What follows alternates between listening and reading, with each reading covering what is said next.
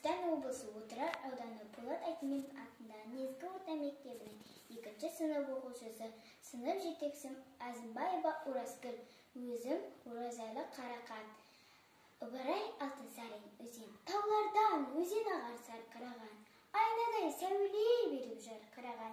Жел соқса, ыстық соқса бір қалыпта, аралап таумен тастар қараған. Көңілің суын іші ашылады, денеде бар дерттіңді қашырады. Өксіген оттай жанып жануарлар өзеннен рақаттап басылады. Қынарда тілсіз тұрған тоғайларда шуылдап желмен бірге басырады.